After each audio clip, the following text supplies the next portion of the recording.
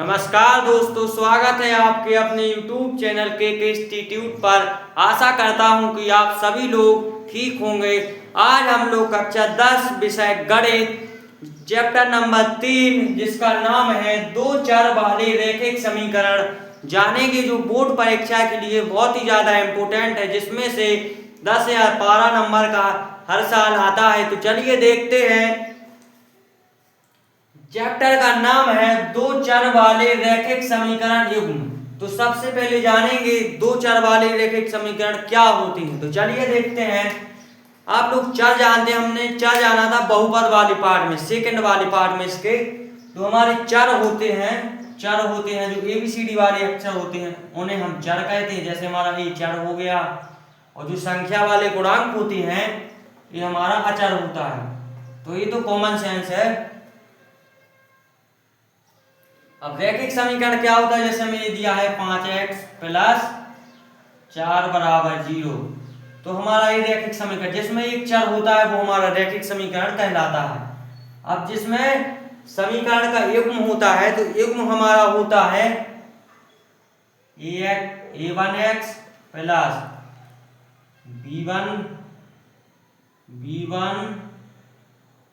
b1y + c1 = 0। जो हमारा a1 b1y + c2 के बराबर हो c1 के बराबर होता है, ये हमारा होता है युग्म। और होता है एक और a2x + b2y + c2 = 0।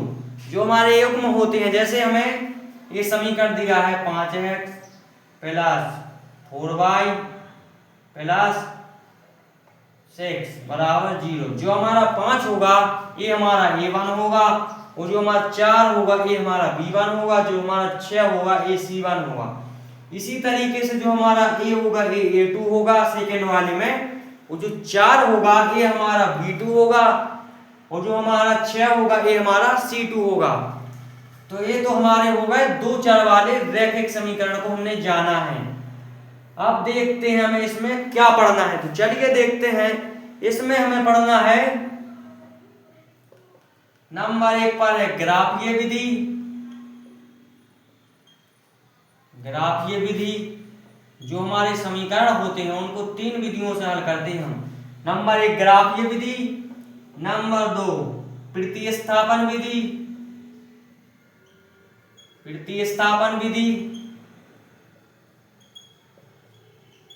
और जो नंबर 3 पर है विलोपन विधि।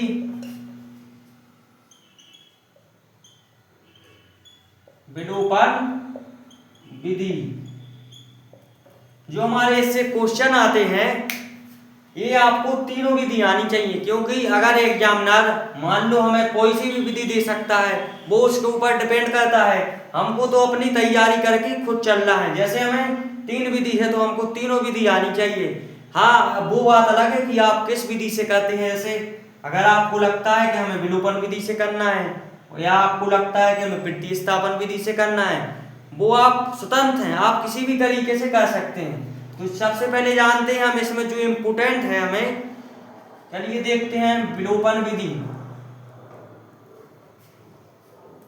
जो हमारी प्रतिस्थापन विधि कहलाती है, सबसे पहले प्रतिस्थापन विधि जानते हैं। प्रतिस्थापन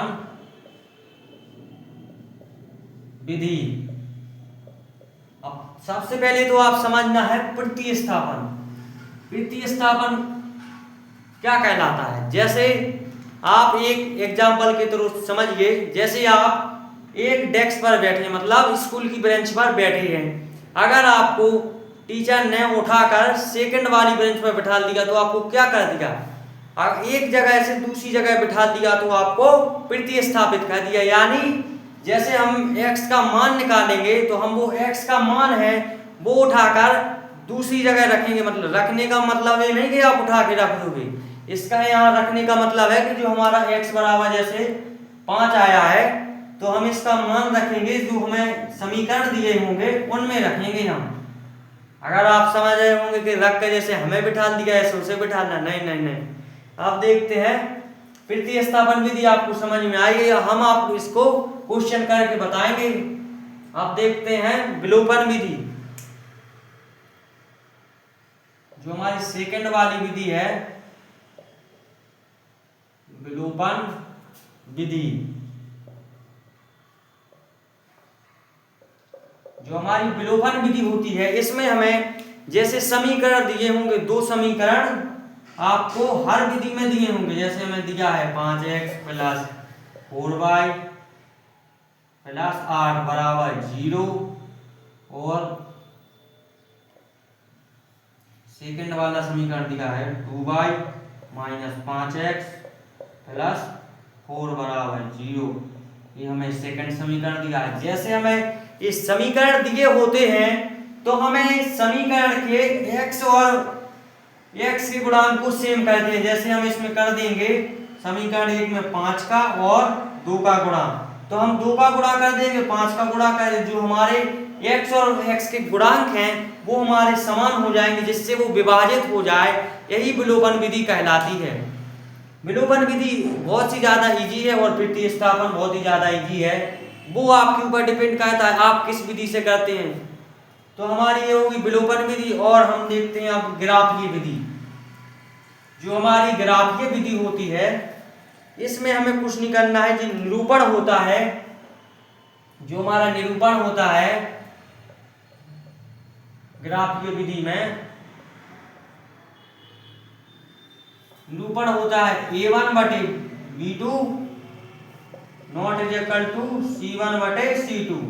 इस तरीके से हमें एक निरूपण करना पड़ता है। जैसे जो हमारी प्रतिच्छेदी रेखाएं होती हैं, इसमें प्रतिच्छेदित रेखाएं, जो इसके हल होते हैं, इसके हल होते हैं एक हल। और जो हमारी समपाती रेखाएं होती हैं,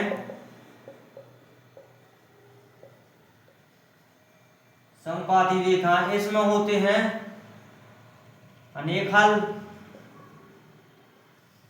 और जो हमारी संगत रेखाएं होती हैं इसमें कोई हल नहीं होता है। तो हमें इसमें ग्राफी मतलब ग्राफी की तरीके से पढ़ना है। लगभग आपको विलोपन और प्रतिस्थापन विधि बहुत ही ज्यादा अच्छे तरीके से कर जाना है। अगर आपने ये विधि करके गए तो आपको बहुत ही ज्यादा समझ में आएगी और आपको 5 नंबर का क्वेश्चन हो जाएगा। अब हम एक एग्जाम्पल के तरीके से समझते हैं इसमें। जैसे हमें सवाल दिया है 5x प्लस 4y प्लस 8 बराबर 0, समीकरण नंबर 1। और दूसरा समीकरण दिया है 2y माइनस 5x प्लस में 4 बराबर 0। इसमें दिया है हमें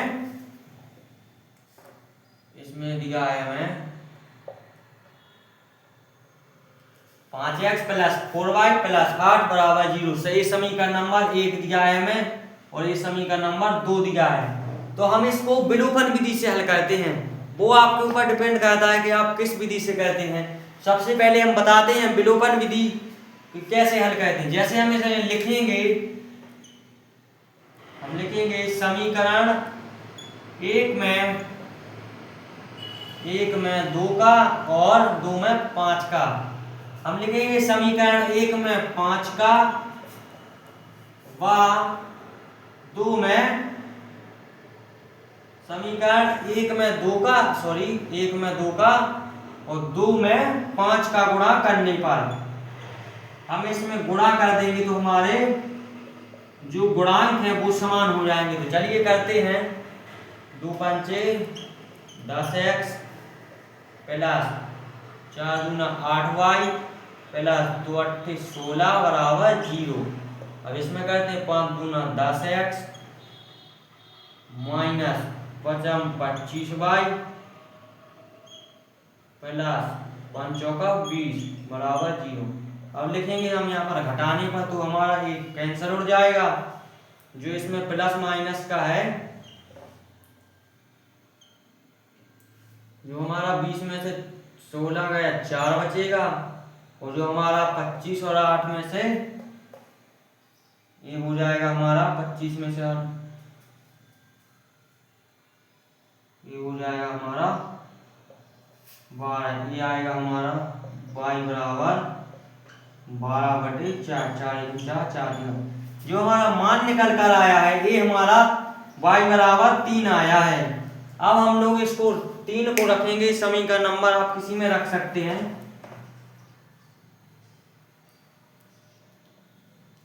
जो हमारा y बराबर 3 आया है, आप किसी भी तरह भी रख सकते हैं समीकरण नंबर 1 में रखने पर। समीकरण नंबर 1 में रखने पर जो हमारा समीकरण नंबर 1 है, हम उसको उतार लेंगे। 5x y बराबर 3 आया था, 5x प्लस 4y प्लस 8 बराबर 0। जो हमारा y का मान आया वो हमें y की जगह पर रखना है, तो ये हुआ 5x प्लस 4 × 3 प्लस 8 बराबर 0। इस साइड आ जाएगा हमारा 5x प्लस 4 12 प्लस 8 बराबर 0। ये आ जाएगा 5x प्लस 12 20 बराबर 0। ये आ जाएगा x बराबर 20/5, 5 × 5 5 × 20। जो हमारा x का मान आया है वो आया है 4। जो हमारा y बराबर 3 आया था, और जो x बराबर आया है 4। तो हमें जो दो मान होते हैं हमारे, यही आंसर है। इतना माथा पिट्टी करने पर हमारे दो मान निकले हैं।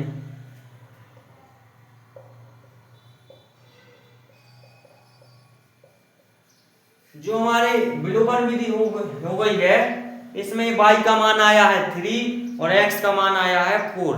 आई होप आप सभी को समझ में आया होगा। हमारे चैनल को लाइक करें, सब्सक्राइब करें और अपने दोस्तों के पास शेयर जरूर करें।